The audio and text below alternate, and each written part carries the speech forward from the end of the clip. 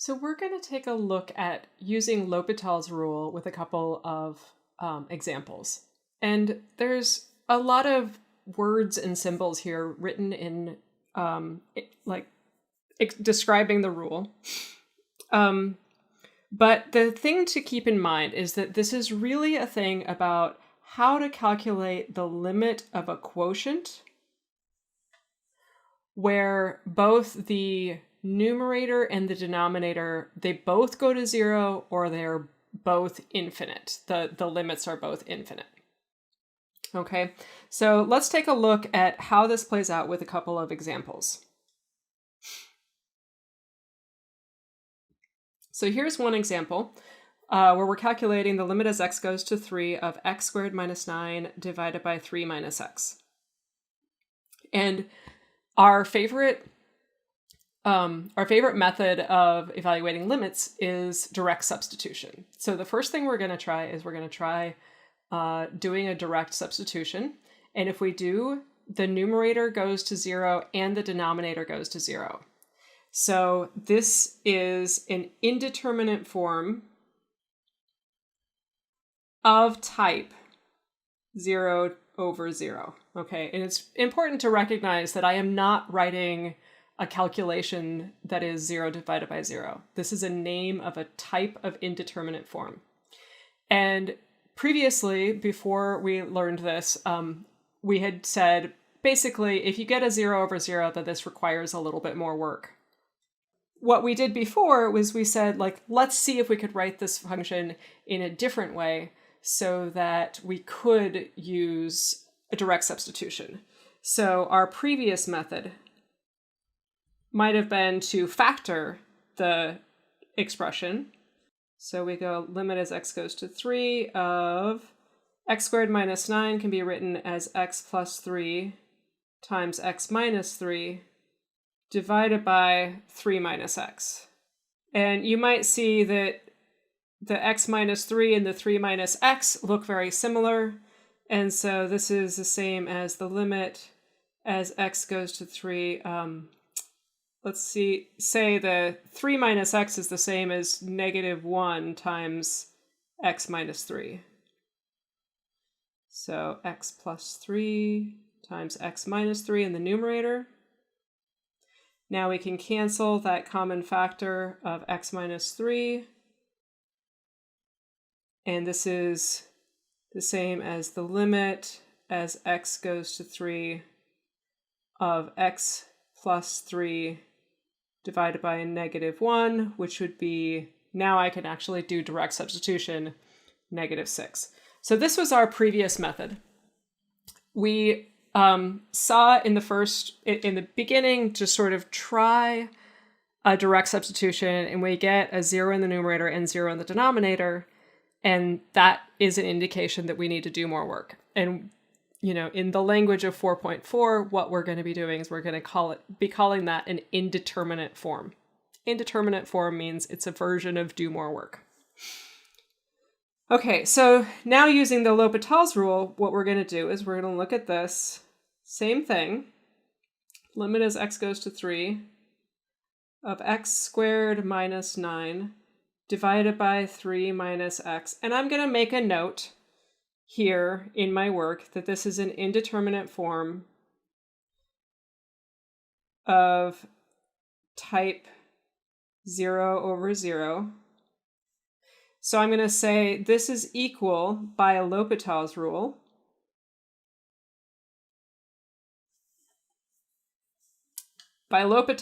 this is equal to the limit as x goes to 3, same target input. And now I'm going to take the derivative of the numerator, which is 2x, and the derivative of the denominator, which is negative 1. Note that this is not the same thing as taking the derivative of the whole function, because that would be, I would have to use a quotient rule for that.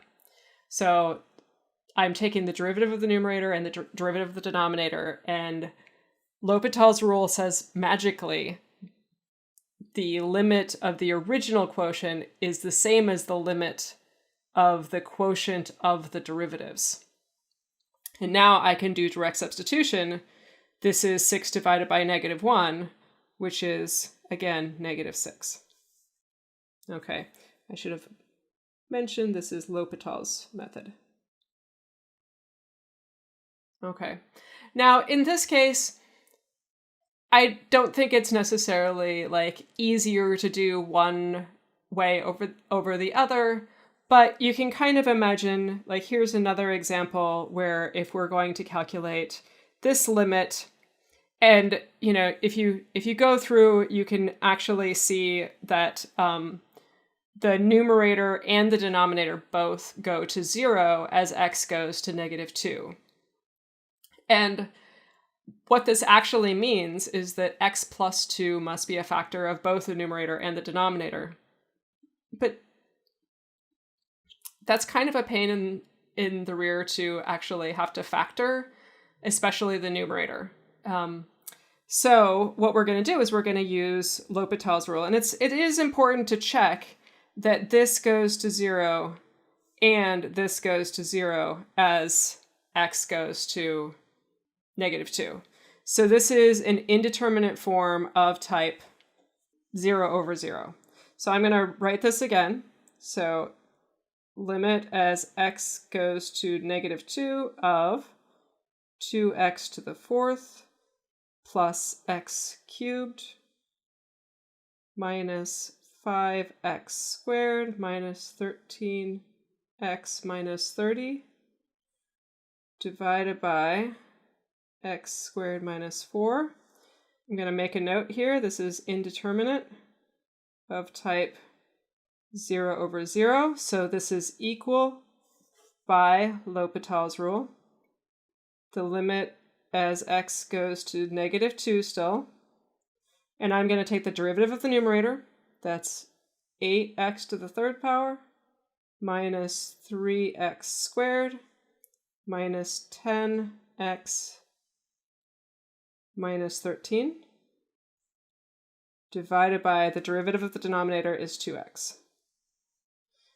So I can do direct substitution because the denominator will not go to 0. So this is 8 times -2 cubed is -8 minus 3 times -2 squared is +4 minus 10 times -2 minus 13 all over 2 times -2, -64 minus 12 plus 20 minus 13 all over -4.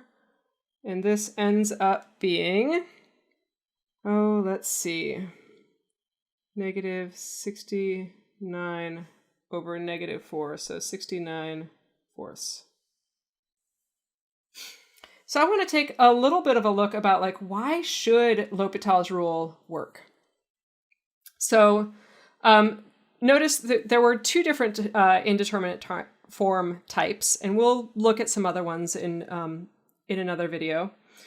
But I want to look specifically at the indeterminate form of type 0/0. So in that case, we kind of have a picture that looks something like this. So f and g are both differentiable near x equals a, and both of them have a limit of 0 as x approaches a.